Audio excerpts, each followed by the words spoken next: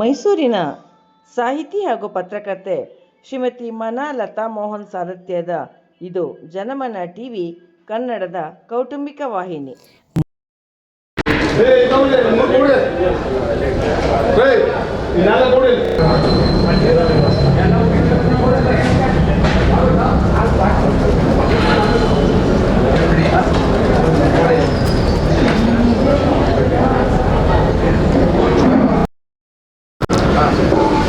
ಸಮಸ್ತ ನಾಡಿನ ಜನತೆಗೆ ಶುಭಾಶಯವನ್ನು ಕೋರುತ್ತಾ,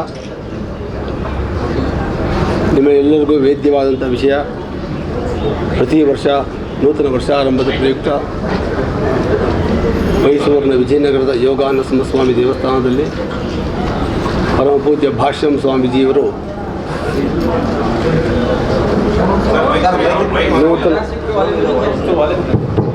ನೂತನ ವರ್ಷಾರಂಭದ ಪ್ರಯುಕ್ತ ದೇವಸ್ಥಾನಕ್ಕೆ ಆಗಮಿಸುವ ಎಲ್ಲ ಭಕ್ತಾದಿಗಳಿಗೆ ಲಡ್ಡು ಪ್ರಸಾದ ವಿತರಣಾ ಕಾರ್ಯಕ್ರಮವನ್ನು ಹಮ್ಮಿಕೊಂಡಿದ್ದಾರೆ. ಇದು ತಮ್ಮೆಲ್ಲರಿಗೂ ಅನೂಚನವಾಗಿ ನಡ್ಕೊಂಡು ಬಂದಿದೆ, ತಮಗೆಲ್ಲರಿಗೂ ವೇದ್ಯವಾದಂಥ ವಿಷಯ. ಈ ವರ್ಷ ಅಂದರೆ ದಿನಾಂಕ 1/1/2025 ಬುಧವಾರ ಪರಮಪೂಜ್ಯ ಭಾಷ್ಯಂ ಸ್ವಾಮೀಜಿಯವರು ದೇವಸ್ಥಾನಕ್ಕೆ ಆಗಮಿಸುವ ಎಲ್ಲ ಭಕ್ತಾದಿಗಳಿಗೆ ಲಡ್ಡು ವಿತರಣಾ ಕಾರ್ಯಕ್ರಮವನ್ನು ಹಮ್ಮಿಕೊಂಡಿದ್ದಾರೆ. ಈ ಕಾರ್ಯಕ್ರಮ 1/1/2025 ಬುಧವಾರ ಬೆಳಿಗ್ಗೆ 4 ಗಂಟೆಗೆ ಪ್ರಾರಂಭವಾಗುತ್ತದೆ. 4 ಗಂಟೆಗೆ ಶ್ರೀ ಸ್ವಾಮಿಗೆ ನಿತ್ಯಾರಾಧನೆ, ನಂತರ 4 ದಿವ್ಯ ಕ್ಷೇತ್ರಗಳಿಂದ ಬರ್ತಕ್ಕಂಥ ತೋಮಾಲೆ ಸೇವೆ, ಅದರಲ್ಲಿ ಒಂದು ಶ್ರೀರಂಗಂ ಕ್ಷೇತ್ರ, ಮಧುರೈ ಕ್ಷೇತ್ರ, ಕಾಂಚೀಪುರಂ ಕ್ಷೇತ್ರ, ಶ್ರೀವಿಲ್ಲಿಪುತ್ತೂರು ಕ್ಷೇತ್ರ, 4 ಕ್ಷೇತ್ರದಲ್ಲಿ ಬರ್ತಕ್ಕಂಥ ತೋಮಾಲೆಯನ್ನು ಶ್ರೀ ಸ್ವಾಮಿಗೆ ಧರಿಸಿ ವಿಶೇಷವಾದಂಥ ಅಲಂಕಾರವನ್ನು ಮಾಡಿ, ನಂತರ 50 ಕ್ವಿಂಟಾಲ್ ಪುಳಿಯೋಗರೆ ಪ್ರಸಾದವನ್ನು ನೈವೇದ್ಯ ಮಾಡಿ ಬರ್ತಕ್ಕಂಥ ಭಕ್ತಾದಿಗಳಿಗೆ ಲಡ್ಡು ಪ್ರಸಾದ ಮತ್ತು ಪುಳಿಯೋಗರೆ ಪ್ರಸಾದ ಎರಡನ್ನು ಹೊಸ ವರ್ಷದಂದು ಬೆಳಗ್ಗೆ 4 ಗಂಟೆಗೆ ಪ್ರಾರಂಭವಾಗಿ ನಿರಂತರವಾಗಿ ರಾತ್ರಿ 11 ಗಂಟೆವರೆಗೆ ಪರಮಪೂಜ್ಯ ಭಾಷ್ಯಂ ಸ್ವಾಮೀಜಿಯವರು ಅವರ ಅಮೃತ ಹಸ್ತದಿಂದ ದೇವಸ್ಥಾನಕ್ಕೆ ಆಗಮಿಸುವ ಎಲ್ಲ ಭಕ್ತಾದಿಗಳಿಗೆ ಯಾವುದೇ ಜಾತಿ ಮತ ಭೇದ ಇಲ್ಲದೆ ಪ್ರತಿಯೊಬ್ಬರಿಗೂ ಪ್ರಸಾದವನ್ನು ವಿತರಣಾ ಕಾರ್ಯಕ್ರಮವನ್ನು ಹಮ್ಮಿಕೊಂಡಿದ್ದಾರೆ. ಈ ಕಾರ್ಯಕ್ರಮ 20/12/2024 ಪ್ರಾರಂಭವಾಗಿದೆ. ಲಡ್ಡು ತಯಾರಿ ಕಾರ್ಯಕ್ರಮ. ಈ ಕಾರ್ಯಕ್ರಮ 31/12/2024 ಮುಕ್ತಾಯವಾಗುತ್ತದೆ. ಇದರಲ್ಲಿ 100 ಜನ ನುರಿತ ಬಾಣಸಿಗರ ತಂಡ ಅನವೃತವಾಗಿ ಕೆಲಸವನ್ನು ಮಾಡ್ತಾಯಿದ್ದಾರೆ. ಇದಕ್ಕೆ ಆಗಿರ್ತಕ್ಕಂತಹ ಪದಾರ್ಥಗಳು ಒಂದು 100 kg ಕಡಲೆ ಹಿಟ್ಟು, ಒಂದು 100 ಕ್ವಿಂಟಾಲ್ ಕಡಲೆ ಹಿಟ್ಟು, 200 ಕ್ವಿಂಟಾಲ್ ಸಕ್ಕರೆ, 5000 ಲೀಟರ್ ಖಾದ್ಯ ತೈಲ ರಿಫೈಂಡ್ ಆಯಿಲ್, ಹಾಗೂ ಉತ್ಕೃಷ್ಟವಾಗಿ ದ್ರಾಕ್ಷಿ, ಗೋಡಂಬಿ, ಬಾದಾಮಿ, ಖರ್ಜೂರ, ಏಲಕ್ಕಿ, ಜಾಕಾಯಿ, ಜಾಪತ್ರೆ, ಪಚ್ಕಲ್ಪುರ, ಡೈಮಂಡ್ ಸಕ್ಕರೆ ಎಲ್ಲವನ್ನು ವಿಶೇಷವಾಗಿ ತಯಾರಿ ಮಾಡಿ ದಿನಾಂಕ 1/1/2025 ಬರುವ ಭಕ್ತಾದಿಗಳಿಗೆ ತಿರುಪತಿಯಲ್ಲಿ ಯಾವ ರೀತಿ ಭಕ್ತಾದಿಗಳಿಗೆ ಲಡ್ಡು ಪ್ರಸಾದವನ್ನು ಕೊಡ್ತಾರೋ ಅದೇ ರೀತಿ ಭಗವತ್ ಸಂಕಲ್ಪ ಆಗಿ ಭಾಷ್ಯಂ ಸ್ವಾಮೀಜಿಯವರ ಅಮೃತದಿಂದ ಬರೋ ಭಕ್ತಾದಿಗಳಿಗೆ ಲಡ್ಡು ವಿತರಣಾ ಕಾರ್ಯಕ್ರಮ ಹಮ್ಮಿಕೊಂಡಿದ್ದೀವಿ. ಈ ಕಾರ್ಯಕ್ರಮ 94ನೇ ಇಸವಿಯಲ್ಲಿ ಪ್ರಾರಂಭವಾಗಿತ್ತು. ಇದರ ಹಿನ್ನೆಲೆ ಏನಪ್ಪ ಅಂದರೆ, ನಿಮಗೆಲ್ಲ ವೇದ್ಯವಾದ ವಿಷಯ, 93ನೇ ಇಸವಿಯಲ್ಲಿ ನವೆಂಬರ್ ತಿಂಗಳಲ್ಲಿ ರಾಜ್ಕುಮಾರ್, ಪದ್ಮಭೂಷಣ್ ಡಾಕ್ಟರ್ ರಾಜ್ಕುಮಾರ್ ಅವರ ದಂಪತಿಗಳು ದೇವಸ್ಥಾನಕ್ಕೆ ಆಗಮಿಸಿ ಭಗವಂತನ ದರ್ಶನವನ್ನು ಪಡೆದು ಸ್ವಾಮೀಜಿಯವರ ಆಶೀರ್ವಾದ ಪಡೆದು ಹಾಗೆ ಮಾತಾಡ್ತಾ ಇರಬೇಕಾದ್ರೆ, ಸ್ವಾಮೀಜಿಯವರೇ, ಇತ್ತೀಚಿನ ದಿನಗಳಲ್ಲಿ ಸಾಮಾನ್ಯ ಜನರಿಗೆ ತಿರುಪತಿ ದರ್ಶನ ಬಹಳ ಕಷ್ಟವಾಗಿದೆ. ಅದರಲ್ಲೂ ಅಲ್ಲಿ ನೀಡ್ತಕ್ಕಂಥ ತಿರುಪತಿ ಮಾಡಿದ ಲಡ್ಡು ಪ್ರಸಾದ ಸಿಗೋದು ಇನ್ನೂ ಕಷ್ಟ. ಕಾಮನ್ ಪೀಪಲ್ಗೆ ತುಂಬ ಕಷ್ಟ ಇದೆ. ಆದ್ದರಿಂದ ನಮ್ಮ ದೇವಸ್ಥಾನದಲ್ಲಿ ಯಾಕೆ ನಾವು ಲಡ್ಡುವನ್ನು ಮಾಡಬಾರ್ದು? ಇದಕ್ಕೆ ಸ್ವಾಮೀಜಿಯವರಿಗೆ ಗಾಬರಿ ಆಗುತ್ತೆ. ಏನಪ್ಪ ಅಣ್ಣವ್ರು ಈ ಥರ ಆರ್ಡ್ರ್ ಮಾಡಿದಾಗ ನಮಗೆ ಆಗಿನ ಕಾಲದಲ್ಲಿ ರಾಜ್ಕುಮಾರ್ ಸಾಹೇಬರು ಮಾತಾಡಿದ್ದಾರೆ, ನಮಗೊಂಥರ ಖುಷಿ ಆಗೋದು ಆ್ಯಕ್ಚುಲಿ. ಅವಾಗ ಹೇಳಿ ಅಣ್ಣವ್ರು ಏನಾಗಬೇಕು ಅಂತ ಹೇಳಿದ್ರು. ಇಲ್ಲೇ ಲಡ್ಡು ಪ್ರಸಾದ ಮಾಡಿ. ಸರಿ ಸ್ವಾಮಿ, ನೀವು ಹೇಳಿ ಯಾವ ಡೇಟು, ಮುಂದಿನ ವರ್ಷವೇ ಮಾಡ್ಬೋದು. ಇದೇ ಆಗಿದ್ದು ಆ್ಯಕ್ಚುಲಿ, ಅದು ನಡೆದು ಬಂದ ಸಂದರ್ಭ ಅದು. ಆವಾಗ 94ನೇ ಇಸ್ವಿ 1/1/94ನೇ ಇಸ್ವಿಲಿ ರಾಜ್ಕುಮಾರ್ ಸಾಹೇಬರು ನನ್ನ ಪ್ರಕಾರ ಅಲ್ಲ ಹೇಳ್ಬಾರ್ದು, ಯಾರಿಗೂ 5 ಪೈಸಾ ಕೊಟ್ಟಿಲ್ಲ ಅವರು ಆ್ಯಕ್ಚುಲಿ. ಯಾಕೆ ಸಾಮಾನ್ಯವಾಗಿ ಯಾರಿಗೂ ಕೊಡೋದಿಲ್ಲ ಅವರು. ಸ್ವಾಮೀಜಿಯವರಿಗೆ 1000 ರೂಪಾಯಿ ಕೊಟ್ಟರು. ನನಗೆ ಆಶ್ಚರ್ಯ, ಯಾಕೆ ಪಾಪ ಜೋಬಲ್ಲಿ ದುಡ್ಡು ಇಟ್ಕೊಳ್ಳೋದಿಲ್ಲ ಅವರು. ನಾನು ನೋಡ್ದಂಗೆ ನಿಮಗೆಲ್ಲ ಗೊತ್ತಿರಬೇಕು ಆ್ಯಕ್ಚುಲಿ. ಸ್ವಾಮೀಜಿಯವ್ರು 1000 ರೂಪಾಯಿ ಕೊಡ್ತಾರೆ, ಸ್ವಾಮೀಜಿಯವ್ರಿಗೆ ಕೈ ನಡುತ್ತೆ ಆ್ಯಕ್ಚುಲಿ.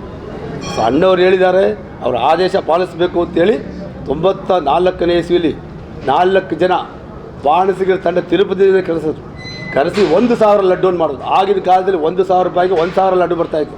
ಈಗ ನಾನು 40 ಲಕ್ಷ ಖರ್ಚು ಮಾಡೋದು ನಾನು. ಆವಾಗ ಅಲ್ಲಿಂದ ಪ್ರಾರಂಭವಾಗಿತ್ತು 94ನೇ ಇಸ್ವಿ. ಆವಾಗ ಅದೇ ಹಾಗೆ ಪ್ರತಿ ವರ್ಷ 1000ರಿಂದ 2000, 2000ರಿಂದ 4000, 5000, 10,000 ಕಾಲಕ್ರಮ ದಿನೇ ಜಾಸ್ತಿಯಾಗಿ ಇವತ್ತಿನ ದಿವಸ 2000ಕ್ಕೂ ಹೆಚ್ಚಾಗಿ ಲಡ್ಡು ಪ್ರಸಾದ ವಿತರಣೆ ಎಲ್ಲ ತಯಾರಿ ಮಾಡ್ತಾಯಿದ್ದೀವಿ. ಈಗ ಆಲ್ರೆಡಿ ಒಂದು 60% ತಯಾರಿ 2 ಲಕ್ಷಕ್ಕೂ ಮಿಗಿಲಾಗಿದೆ, ಜಾಸ್ತಿನೇ ಆಗಿದೆ. ಏಕೆಂದರೆ ಭಕ್ತಾದಿಗಳ ಬೇಡಿಕೆ ಜಾಸ್ತಿ ಆಗ್ತಾಯಿದೆ ಇತ್ತೀಚಿನ ದಿನಗಳಲ್ಲಿ. ಹಾಗೆ ದಿನೇ ಹೆಚ್ಚಾಗಿ 98ನೇ ಇಸ್ವಿಲಿ ಮೇ 27 ಕುಂಭಾಭಿಷೇಕವನ್ನು ಪದ್ಮಭೂಷಣ್ ಡಾಕ್ಟರ್ ರಾಜ್ಕುಮಾರ್ ಅವರ ಅಮೃತಸರದಲ್ಲಿ ಸ್ವರ್ಣ ಕಲಶ ಪ್ರತಿಷ್ಠಾಪನೆ ಆಯಿತು. ಆ ಸಂದರ್ಭದಲ್ಲಿ ಭಾಷಣ ಸ್ವಾಮೀಜಿಯವ್ರನ್ನ ರಾಜ್ಕುಮಾರ್ ಅವರು ಮಾತಾಡ್ಸಿದ್ರು. ಸ್ವಾಮೀಜಿಯವರೇ, ಹೇಗೆ ನಡೀತಾ ಇದೆ ಲಾಡು ಕಾರ್ಯಕ್ರಮ? ಭಾಳ ಸಂತೋಷ, ಚೆನ್ನಾಗಿ ನಡೀತಾ ಇದೆ, ನಡೀಲಿ ನಮ್ಮ ಸಹಕಾರ ಉಂಟು ಅಂತೇಳಿ. ಅದು ಭಾಳ ಸಂತೋಷವಾದ ವಿಷಯ. ಈಗಲೂ ಪ್ರತಿ ವರ್ಷ ಅವರು ಹಾಕಿಕೊಟ್ಟಂತಹ ದಾರಿಯಲ್ಲಿ ಅವರ ಮನೆ ಕುಟುಂಬಕ್ಕೆ ಪ್ರತಿ ವರ್ಷ ಲಡ್ಡು ಪ್ರಸಾದವನ್ನು ತಲುಪಿಸ್ತಾ ಇದ್ದೀವಿ. ಇದೊಂದು ಶ್ಲಾಘನೀಯವಾದ ವಿಷಯ. ಮುಂದೆ ನಾವು ಮುಖ್ಯವಾಗಿ ಬೇಕಾಗ್ತಕ್ಕಂತಹ ಭದ್ರತೆ ನಮ್ಮ ಪೊಲೀಸ್ ಡಿಪಾರ್ಟ್ಮೆಂಟಿಂದಾಗಲಿ, ಸಂಚಾರಿ ಆಗಲಿ, ಕಾನೂನು ಸುವ್ಯವಸ್ಥೆ ಆಗಲಿ, ಆವಾಗಲೇ ಅವ್ರಿಗೆಲ್ಲ ಮನವಿ ಮಾಡಿದ್ದೀವಿ. ಅವರು 1ನೇ ತಾರೀಕು ಬಂದು ಅದಕ್ಕೆ ಯಾವ ರೀತಿ ಭಕ್ತಾದಿಗಳನ್ನ ನಾವು ಸರಳವಾಗಿ ಯಾವುದೇ ತೊಂದರೆ ಇಲ್ಲದೆ, ಯಾವುದೇ ಅನಾಹುತ ಆಗದೆ ಅಂತ ನಾವು ದರ್ಶನವಾಗಿ ವ್ಯವಸ್ಥೆ ಮಾಡೋದಕ್ಕೆ ಅವರು ಒಪ್ಕೊಂಡಿದ್ದಾರೆ. ಇನ್ನೊಂದು ಭಾಗವಾಗಿ ಈ ಸಾರ್ವಜನಿಕವಾಗಿದ್ದ ಲಡ್ಡು ವಿತರಣಾ ಕಾರ್ಯಕ್ರಮಕ್ಕೆ ಯಾವುದೇ ಅನಾಹುತ ಆಗಬಾರ್ದು, ಆಘಾತ ಆಗಬಾರ್ದು, ಚಾಮರಾಜನಗರದಲ್ಲಿ ಹಿಂದೆ ಆಗಿರಬೇಕು, ಆ ಥರ ಯಾವುದು ತೊಂದರೆ ಆಗಬಾರ್ದು ಅನ್ನೋಕ್ಕೋಸ್ಕರ ನಮ್ಮ FSSAI food safety security authority of ಇಂಡಿಯಾದವರು ಆವಾಗಲೇ ನಮಗೆ ಮಾರ್ಗಸೂಚನೆ ಕೊಟ್ಟಿದ್ದಾರೆ. CC ಕ್ಯಾಮ್ರಾ ಅಳವಡಿಸಬೇಕು ಅಂತ ಹೇಳಿದ್ದಾರೆ. ಹಾಗೂ ಯಾರು ನಮಗೆ ಅಪರಿಚಿತ ವ್ಯಕ್ತಿಗಳನ್ನ ಒಳಗೆ ಸೇರಿಸಬೇಡಿ ಅಂತ ಹೇಳಿದ್ದಾರೆ. ಅದನ್ನೆಲ್ಲ ನಾವು ಸೂಕ್ತವಾಗಿ ಪಾಲಿಸ್ತಾ ಇದ್ದೀವಿ. ಮೈಸೂರು ಜಿಲ್ಲಾಡಳಿತದ ಇನ್ಸ್ಟ್ರಕ್ಷನ್ ಬಂದಿದೆ ನಮಗೆ. ಅದರಲ್ಲೂ ಮುಖ್ಯವಾಗಿ ಮೈಸೂರು ಸಿಟಿ ಕಾರ್ಪೊರೇಷನಿಂದ ಹೆಲ್ತ್ ಇನ್ಸ್ಪೆಕ್ಟ್ರ್ ಬಂದು ಅದನ್ನು ಚೆಕ್ ಮಾಡ್ಕೊಂಡು ಹೋಗಿದ್ದಾರೆ. ನಮ್ಮ ಆರೋಗ್ಯ ಇಲಾಖೆಯವರು ಬಂದು ಶುಚಿತ್ವವನ್ನು ಕಾಪಾಡಿ ಅಂತ ಹೇಳಿದ್ದಾರೆ. FSSAI ಅವರು ಬಂದು ಇದರ ಆವಾಗಲೇ ಗುಣಮಟ್ಟವನ್ನು ಪರೀಕ್ಷೆ ಮಾಡಿ ಅದು ಓಕೆ ಕೊಟ್ಟು ನಡೀತಾ ಇದೆ. ಅವರು ಕೆಲವು ಮಾರ್ಗಸೂಚಿ ಕೊಟ್ಟಿದ್ದಾರೆ, ಅದನ್ನು ನಾವು ಪಾಲಿಸ್ತೀವಿ. ಇದಕ್ಕೂ ಮುಂಚೆ ನೆಕ್ಸ್ಟು ಆ ದಿನಾಂಕ 1/1/2025 ಬರುವ ಭಕ್ತಾದಿಗಳಲ್ಲಿ ನಮ್ಮ ವಯಸ್ಸಾದವರು 60 ವಯಸ್ಸಾದವರು ಬಂದರೆ ಅವ್ರಿಗೊಂದು ಸೂಕ್ತವಾಗಿ ಸುಲಭವಾಗಿ ದರ್ಶನವನ್ನು ಮಾಡ್ತಕ್ಕಂಥ ವ್ಯವಸ್ಥೆಯನ್ನು ನಮ್ಮ ಕಡೆ ಒಂದು 50-100 ಜನ ವಾಲಂಟಿಯರ್ಸು ಅವ್ರು ಕರ್ಕೊಂಡು ಹೋಗಿ ವ್ಯವಸ್ಥೆ ಮಾಡಿದ್ದಾರೆ. ಅದಲ್ಲದೆ ನಮ್ಮ ವಿಶೇಷ ಚೇತನರು ಯಾರು ವಯಸ್ಸಾದವರಾಗ್ಬೋದು, ಹ್ಯಾಂಡಿಕ್ಯಾಪ್ ಆಗಿರ್ಬೋದು, ಅವ್ರಿಗೂ ಸೂಕ್ತವಾಗಿ ಸುಲಭವಾಗಿ ದೇವರ ದರ್ಶನವನ್ನು ಪಡೆದು ಭಗವಂತನ ಪ್ರಸಾದವನ್ನು ಸ್ವೀಕರಿಸಿ ಅವರು ಸಂತುಷ್ಟರಾಗಿ ತೆರಳಬೇಕು. ಆ ಥರ ವ್ಯವಸ್ಥೆಯನ್ನು ಭಾಷಣ ಸ್ವಾಮೀಜಿಯವರು ಮಾಡ್ತಾಯಿದ್ದಾರೆ.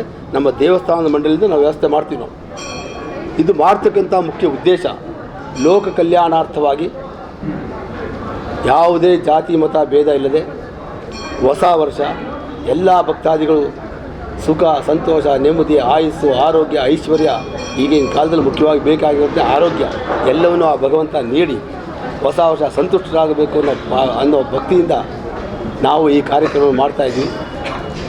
ನಾನು ಮಾಧ್ಯಮದ ಮೂಲಕ ಕೇಳಿಕೊಳ್ಳುವುದೇನೆಂದರೆ ದಿನಾಂಕ 1/1/2025 ಬುಧವಾರ ಬೆಳಗ್ಗೆ 4 ಗಂಟೆಗೆ ಭಕ್ತಾದಿಗಳು ದಯವಿಟ್ಟು ಆಗಮಿಸಿ ಭಗವಂತನ ದರ್ಶನವನ್ನು ಪಡೆದು ಲಡ್ಡು ಪ್ರಸಾದವನ್ನು ಭಾಷ್ಯಂ ಸ್ವಾಮೀಜಿಯವರ ಅಮೃತದಿಂದ ಸ್ವೀಕರಿಸಿ ಪುಳಿಯೋಗರೆ ಪ್ರಸಾದವನ್ನು ಸ್ವೀಕರಿಸಿ ಹೊಸ ವರ್ಷ ಎಲ್ಲರಿಗೂ ಹರ್ಷವನ್ನುಂಟು ಮಾಡಲಿ, ಸಂತೋಷವನ್ನುಂಟು ಮಾಡಲಿ, ಸುಖ ಸಂತೋಷ ನೆಮ್ಮದಿ ಎಲ್ಲರಿಗೂ ಬಾಳಲಿ ಅಂತ ನಾ ಈ ಮಾಧ್ಯಮದ ಮೂಲಕ ಪ್ರಾರ್ಥನೆ ಮಾಡಿಕೊಳ್ತೀನಿ.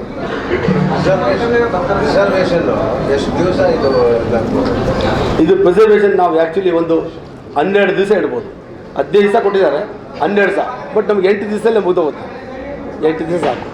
ಅದಕ್ಕೆಲ್ಲ ನಾವು ಬಂದೋಬಸ್ತ್ ಎಲ್ಲ ಶುಚಿತ್ವನೆಲ್ಲ ಮಾಡ್ತಾಯಿದ್ವಿ, ಕ್ಲೀನು ಎಲ್ಲ ಪ್ರತಿಯೊಂದು ಮಾಡ್ತಾಯಿದ್ದೀವಿ ನಾವು. ಅದಕ್ಕೆ ಆವಾಗಲೇ ನಮಗೆ ಹೆಲ್ತ್ ಇನ್ಸ್ಪೆಕ್ಟ್ರು, ಫುಡ್ ಇನ್ಸ್ಪೆಕ್ಟ್ರು ಬಂದು ಮಾರ್ಗಸೂಚನೆ ಕೊಟ್ಟಿದ್ದಾರೆ, ಅದನ್ನು ನಾವು ಪಾಲನೆ ಮಾಡ್ತಾಯಿದ್ದೀವಿ. ಈ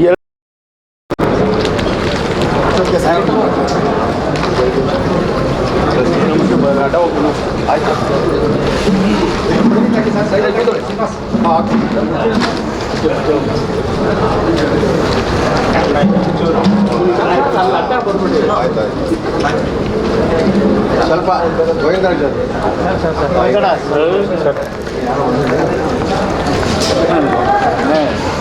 ಯಾರೋ ಹೊಡಿದ್ರು ನಮಗೆ ಅಣ್ಣವರೇ ಬಂದಂಗೆ ಆಯ್ತು. ಭಾಷೆ ಎರಡನೇ ಒಳಗಡೆ ಎರಡನೇ ಪೇಜ್ ನೋಡಿ. ಎಲ್ಲರಿಗೂ ಬೆಳಗಿನ ಶುಭೋದಯಗಳು. ಎರಡನೇ ಪೇಜ್ ನೋಡಿ, ಎರಡನೇ ಪೇಜ್ ನೋಡಿ, ಅಣ್ಣವ್ರದ್ದೇ ಇದೆ. ಇನ್ನೇನು ಹೊಸ ವರ್ಷದ ಬರುವಿಕೆ ಕಾಯ್ತಾ ಇದ್ದೀವಿ. ಅಡ್ವಾನ್ಸ್ ಆಗಿ ಹೊಸ ಶುಭಾಶಯಗಳು. ನಾಡು ಸ್ಟಾರ್ಟ್ ಮಾಡಿ ಈಗಾಗಲೇ ಪೂರ್ವವಾಗಿ ಕುಂಭಾಭಿಷೇಕಕ್ಕೆ ಬಂದಿದ್ರು, ಕನ್ನಡದ ಕಂಟ್ರಿ ಡಾಕ್ಟರ್ ರಾಜ್ಕುಮಾರ್ ಅವರ ಅನಿಸಿಕೆಯಂತೆ ದಾಸೇನ್ ಸ್ವಾಮೀಜಿಯವರು 1994ರಿಂದ ಹೊಸ ವರ್ಷಕ್ಕೆ CM ಒಂದು ಕಾರ್ಯಕ್ರಮ ಹಮ್ಮಿಕೊಂಡಿದ್ದಾರೆ. ಅವ್ರು ಹೇಳಿದ ಪ್ರಕಾರ 94ರಿಂದ ಆಲ್ಮೋಸ್ಟ್ 30 ವರ್ಷಗಳಾಯಿತು, ನಡೀತಾ ಇದೆ. ವರ್ಷ ಇದು ಇನ್ನು ಹೆಚ್ಚಿನ ನಂಬರಲ್ಲಿ ಅವರು ಲಡ್ಡು ವಿತರಣೆ ಮಾಡ್ತಾ ಇದ್ದಾರೆ. ನನಗನ್ಸಿರೋದು ಹೊಸ ವರ್ಷನ ಬರುವಿಕೆ ಜೊತೆಲಿ, ಹೊಸ ವರ್ಷದ ಜೊತೆಗೆ ಸಿಹಿಯನ್ನು ತಿನ್ನೋ ಜೊತೆಯಲ್ಲಿ ದೇವರ ಆಶೀರ್ವಾದದೊಂದಿಗೆ ಎಲ್ಲರಿಗೂ ಸಮಸ್ತ ಜನರಿಗೆ ಒಳ್ಳೆಯದಾಗಲಿ, ಆರೋಗ್ಯ ನೆಮ್ಮದಿ ಶಾಂತಿ ಸಿಗಲಿ ಅಂತ ಹೇಳ್ತೇನೆ. ಹಾಗೂ ಈ ಇಷ್ಟೊಂದು ದೊಡ್ಡ ಮಟ್ಟದಲ್ಲಿ ಮಾಡುವಂಥ ಒಂದು ಶಕ್ತಿ ಬೇಕು ಅಂದರೆ ಸುಮಾರು ಜನ ಅದರ ಹಿಂದೆ ಇರ್ತಾರೆ. ಈಗಾಗಲೇ ಅವ್ರು ಹೇಳ್ದಂಗೆ ಸುಮಾರು ಜನ ಬಾಣಸಿಗರಿದ್ದಾರೆ, ಇದೇ ಥರ ಭಕ್ತಾರ್ಥಿಗಳಿದ್ದಾರೆ. ಇದನ್ನೆಲ್ಲ ಮುನ್ನಡೆಸ್ತಿರುವ ನಮ್ಮ ದಾಸೇನ್ ಸ್ವಾಮೀಜಿಯವರು ಮುನ್ನಡೆಯಲ್ಲಿದ್ದಾರೆ. ಇದೇ ಥರ ಇನ್ನೂ ಹೆಚ್ಚಿನ ಜನರಿಗೆ ಒಳ್ಳೆಯದಾಗಲಿ, ಎಲ್ಲರೂ ಹೊಸ ವರ್ಷದ ಶುಭಾಶಯಗಳನ್ನು ಹೇಳುತ್ತಾ ನನ್ನ ಮಾತು.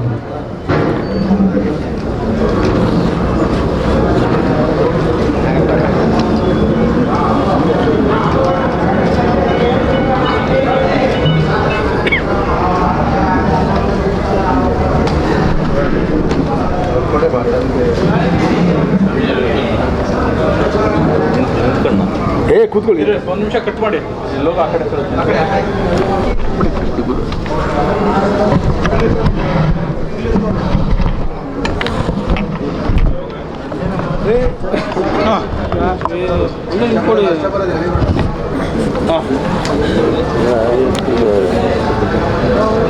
ಸ್ವಾಮಿ ಏಗನಸಿಂಹ ಸ್ವಾಮಿ ದೇವರ ಆಶೀರ್ವಾದದಿಂದ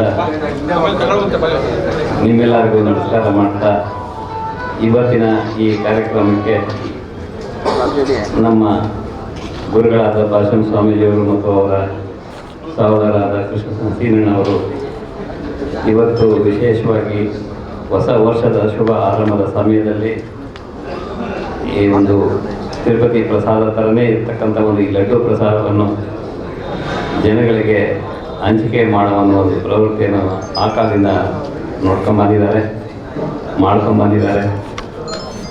ಆಗ ಈ ದೇವಸ್ಥಾನದ ಒಂದು ನಿರ್ಮಾಣದ ಸಮಯದಲ್ಲಿ ನಮ್ಮ ಯಜಮಾನರಾದ ಅಪ್ಪಾಜಿಯವರು ಮತ್ತು ಅಕ್ಕನವರು ಬಂದು ಈ ಒಂದು ಜಾಗದಲ್ಲಿ ಇಲ್ಲಿ ಪ್ರಸಾದವನ್ನು ವಿನಿಯೋಗ ಮಾಡಲೇಬೇಕು ಅಂತ ಹೇಳಿ ಅವತ್ತು ದಿವಸ ಇಲ್ಲಿ ಈ ನೋಟಲ್ಲೆಲ್ಲ ಬರೆದಿದ್ದಾರೆ ಅವರು. ಮತ್ತೆ ಅದನ್ನು ರಿಪೀಟ್ ಮಾಡೋಕ್ಕೆ ಹೋಗಲ್ಲ.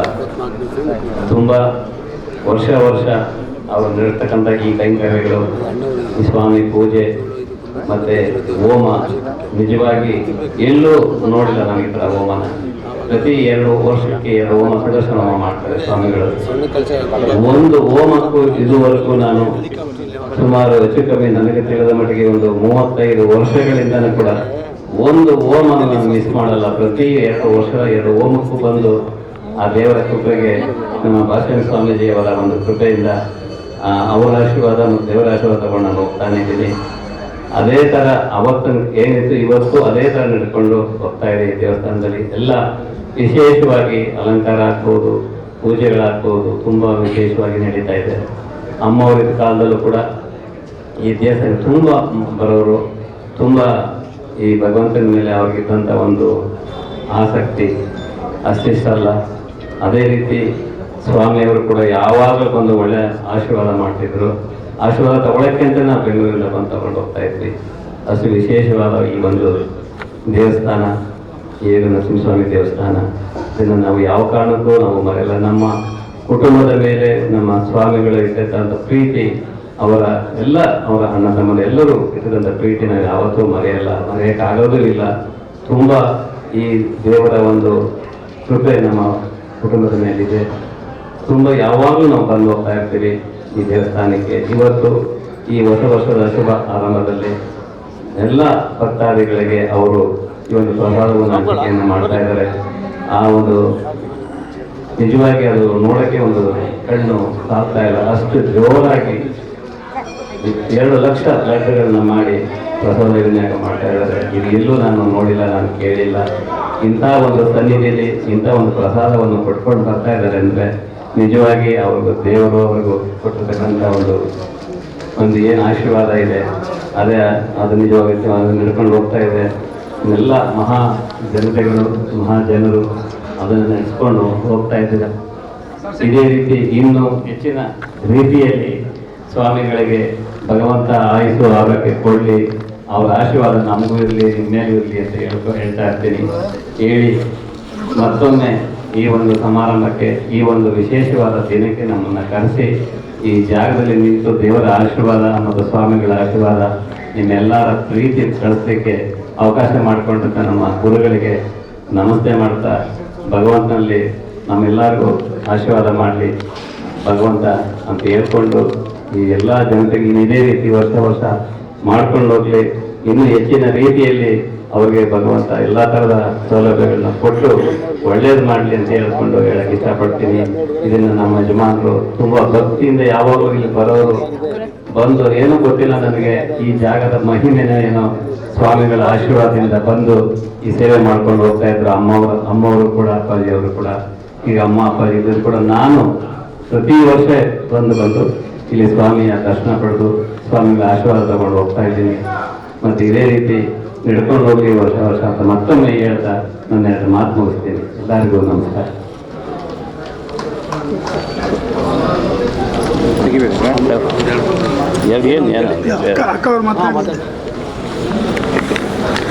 ಯೋಗ ನರಸಿಂಹ ಸ್ವಾಮಿಗಳು ನಮ್ಮ ಪೂಜ್ಯ ಸ್ವಾಮಿಗಳಿಗೆ ಅನಿಸುತ್ತಾ ನಮಗೆ ತುಂಬ ಖುಷಿ ಆಗ್ತಾ ಇದೆ.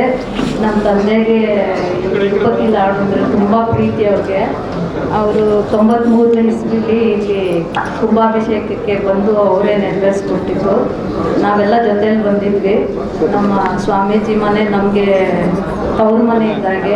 ನಾವು ಬಂದಾಗೆಲ್ಲ ನಮಗೆ ಊಟ ತಿಂಡಿ ಕೊಟ್ಟು ಫಲ ತಾಂಬೂಲಗಳು ಕೊಟ್ಟು ಕಳಿಸ್ಕೊಡ್ತಾಯಿದ್ರು. ಇವಾಗಲೂ ಬರ್ತಾ ಇರ್ತೀವಿ, ವರ್ಷಕ್ಕೆ 2-3 ಸರಿ ಆದರೂ ಬರ್ತಾನೆ ಇರ್ತೀವಿ. ಏನೇ ಪೂಜೆಗಳು ಮಾಡಿದ್ರು ಬರ್ತೀವಿ. ಈ ಲಾಡು ಅಂದರೆ ನಮ್ಮ ತಂದೆ ತುಂಬ ಇಷ್ಟ ಅಂತ ಅವರು ಇಲ್ಲೇ ಶುರು ಮಾಡೋಣ ಅಂತೇಳಿ ಪ್ರಸಾದ ರೂಪದಲ್ಲಿ ವರ್ಷ ಎಲ್ಲರಿಗೂ ಸಿಹಿ ತಿನ್ನಿಸ್ತಾರೆ. ವರ್ಷಕ್ಕೆ ಎಲ್ಲರಿಗೂ ಸಿಹಿಯಿಂದ ಇರಲಿ, ಬಾಡು ಬಂಗಾರ ಆಗಲಿ ಅಂತ ಮಾಡಿದ್ದಾರೆ ಸ್ವಾಮಿಗಳು. ಅವ್ರಿಗೆ ನನ್ನ ವಂದನೆಗಳು. ನಮಸ್ಕಾರ ಸ್ವಾಮಿ.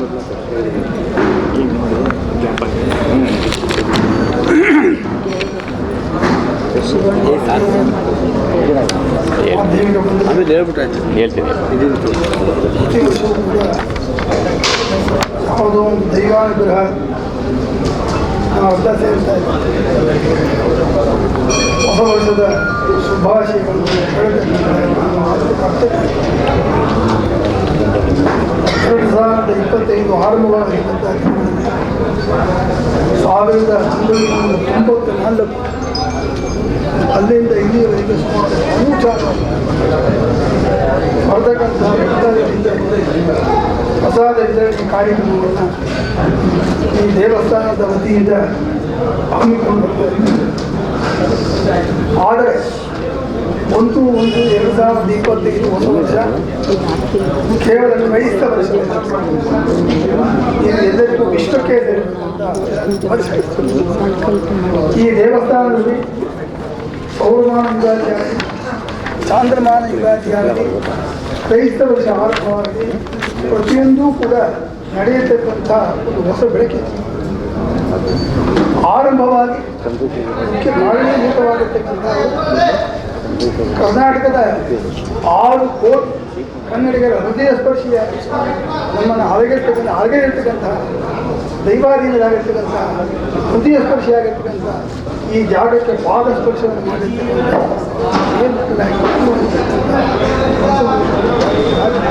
ಮಹತ್ತರವಾದ ಇದ್ರೆ ಖಂಡಿತ ಭಾರತಮ್ಮನವರು ಡಾಕ್ಟರ್ ರಾಜಕುಮಾರ್ ಬಂದಿರತಕ್ಕಂಥ ಬೇಕಾದಷ್ಟು ಭಕ್ತರು ತಿರುಪತಿಯಲ್ಲಿ ದರ್ಶನ ಆಗದೆ ಅಣ್ಣ ಅವರು ಒಂದೇ ಒಂದು ಮಾತು ಆಮೇಲೆ ಇವರಿಗೆಲ್ಲ ಏನಾದರೂ ಸಿಹಿಯನ್ನು ಹಂಚತಕ್ಕಂಥ ಕಾರ್ಯಕ್ರಮವನ್ನು ನಾವು ಮಾಡಬೇಕು ಒಂದೇ ಹೊರಟು ತಕ್ಷಣ ಭಾರತವನ್ನು 1,000 ರೂಪಾಯಿ ಕಾಣಿಕೆಯನ್ನು ಸ್ವಾಮಿಯವರ ಪಾತ್ರದಲ್ಲಿ ಇನ್ನೂ ಜ್ಞಾಪಕ ಇದೆ. ಆ 1,000 ಕಾಣಿಕೆ ಇವತ್ತು 2 ಲಕ್ಷ ಲಾಡು ವಿತರಣೆಗೆ ಆಗ್ತಾ ಇದೆ ಅಂತಂದರೆ ಅಣ್ಣ ಅವರ ಮನಸ್ಸಿನ ಸಂಕಲ್ಪ, ಕನ್ನಡ ನಾಡಿನ ಸಂಕಲ್ಪ, ಕರ್ನಾಟಕದ ಸಂಕಲ್ಪ, ಅವರ ಹೃದಯ ಸ್ಪರ್ಶಿಯಾಗಿರುವ ಮನಸ್ಸು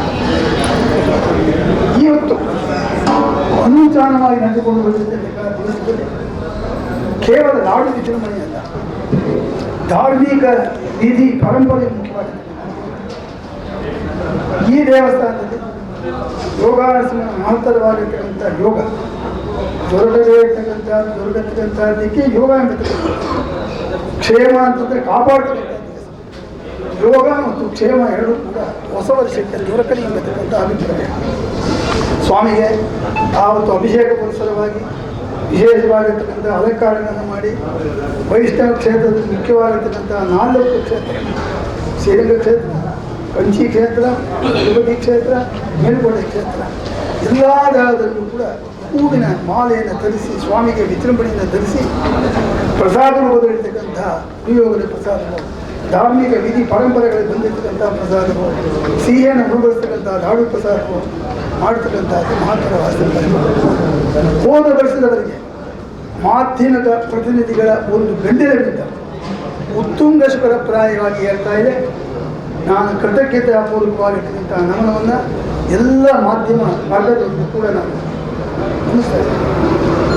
3ನೇದಾಗಿ ಪ್ರಾಕಾರೋತ್ಸವವನ್ನು ನಡೆಸ್ತಕ್ಕಂಥದ್ದು, ಅದಲ್ಲದೆ ವಿಶ್ವಶಾಂತಿ ದ್ಯೋತಕವಾಗಿರ್ತಕ್ಕಂಥದ್ದು, ಸಹಬಾಳ್ವೆಯನ್ನು ತೋರಿಸ್ತಕ್ಕಂಥದ್ದು, ಸಮಾನತೆಯನ್ನು ತೋರಿಸ್ತಕ್ಕಂಥದ್ದು, ಭಕ್ತಿಯ ಪರಂಪರೆಯನ್ನು ತೋರಿಸ್ತಕ್ಕಂಥದ್ದು ಎಲ್ಲವೂ ಕೂಡ 1/1/2020 ಭಾರತವಾಗತಕ್ಕಂಥ ಒಂದು ಸಂತೋಷದ ಸಂಗತಿಯನ್ನು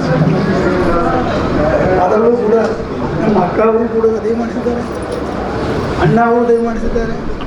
ಇವರಿಬ್ಬರನ್ನೂ ನಾನು ನೋಡಿದಾಗ ನನ್ನ ಹೃತ್ಕುಕ್ಷಿ, ಹೃತ್ಕರ್ಣ, ಆಯೋರ್ತ, ಅಭಿಧಮನಿ, ಭೀಮ, ಹೀಟು ಕಂಗೊಳಿಸ್ತೇನೆ. ಇದಕ್ಕಿಂತ ನಾನು ಜಾಸ್ತಿ ಮಾತನಾಡೋದಕ್ಕೆ ಇಷ್ಟಪಡ್ತಾ ಇಲ್ಲ. ಯೋಗಾಸನ ಮುಖ್ಯದ ವಿಶ್ವಶಾಂತಿ ದ್ಯೋತಕವಾಗಿ ಎಲ್ಲರೂ ಉಳಿದು ಮಾಡಿದ ಮಾತನ್ನು ಮಾಧ್ಯಮ ಪ್ರತಿನಿಧಿಗಳ ಸಾಹಿತ್ಯದಲ್ಲಿ ಇಡ್ತಾ ಇದ್ದಾರೆ. ವಿಷಯ ಮರೆತೆ ನಮ್ಮ ಶಿವರಾಜ್ ಕುಮಾರ್ ಶಿವಣ್ಣ ಅವರ ಒಂದು ಆರೋಗ್ಯ ದೃಷ್ಟಿಯಿಂದ ಅವರು ಅಮೆರಿಕಾಗೆ ಹೋಗಿದ್ದಾರೆ. ಹೋಗೋಕ್ಕಿಂತ ಮುಂಚೆ ನಲ್ಲಿ ಸ್ವಾಮಿಗೆ ಅರ್ಪಣೆ ಮಾಡಿಕೊಂಡು ಅವರ ಹೆಸರಲ್ಲಿ ಒಂದು ಸಂಕಲ್ಪ ಮಾಡಿ ಅವರು ಆರೋಗ್ಯವಾಗಿ ಬರಲಿ ಅನ್ನೋ ಒಂದು ವಿಷಯನ ತಿಳಿಸಿ ಅವರು ಅದೇ ರೀತಿಯಲ್ಲಿ ವಿಶೇಷವಾಗಿ ಅವನ ಹೆಸರಲ್ಲಿ ಪೂಜೆ ಮಾಡಿ ಅವರು ಒಳ್ಳೆಯದಾಗಲಿ ಆರೋಗ್ಯವಾಗಿ ಬರಲಿ ಅಂತ ಸಂಕಲ್ಪ ಮಾಡಿದ್ದಾರೆ. ಅದನ್ನು ಮರೆತಿದ್ದೆ. ಅದೇ ರೀತಿ ಮೊನ್ನೆ ಆಪರೇಷನ್ ಆಯಿತು, ಮಾತಾಡಿದ್ವಿ ನಾವೆಲ್ಲ ಅವನ ಜೊತೆ. ತುಂಬ ಚೆನ್ನಾಗಿದ್ದಾನೆ, ಆರೋಗ್ಯವಾಗಿದ್ದಾನೆ. ಅವನು ಬಂದ ಮೇಲೆ ಈ ಸನ್ನಿಧಿಗೆ ಅವನ್ನ ಕರ್ಕೊಂಬಂದು ಭಗವಂತನ ಒಂದು ಆಶೀರ್ವಾದ ನಮ್ಮ ಸ್ವಾಮಿಗಳ ಮುಖಾಂತರ ಕೊಡಿಸ್ತೀನಿ ಅನ್ನೋ ಗ್ಯಾರಂಟಿ ನಾನು ಕೊಡ್ತಾ ಇದ್ದೀನಿ. ಖಂಡಿತವಾಗಿ ಕರ್ಕೊಂಬಂದು ಆಶೀರ್ವಾದ ಮಾಡಿಸ್ತೀನಿ. ಒಳ್ಳೆಯದಾಗಿದೆ, ಚೆನ್ನಾಗಿದ್ದಾನೆ.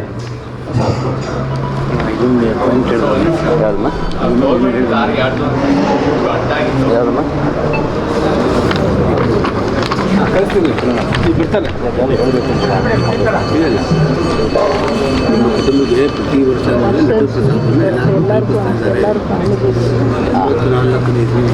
ಈ ಪ್ರಸಾದ ಇನ್ನೊಂದು ವಿಷಯ, ಈಗ ಸ್ವಾಮಿಗಳು ಏನು ಪ್ರಸಾದನ ಮಾಡ್ತಾ ಇದ್ದಾರೆ ಅದು ವರ್ಷ ನಾವಿಲ್ಲಿ ಬಂದಿಲ್ಲ ಅಂದರೂ ಕೂಡ ಬೆಂಗಳೂರಿಗೆ ಅವರು ಎಲ್ಲ ಮನೆಯವರಿಗೂ, ಪ್ರತಿ ಫ್ಯಾಮಿಲಿಗೂ ಇಲ್ಲಿಂದಾನೆ ಆ ಪ್ರಸಾದನ ಕಳಿಸ್ತಾರೆ.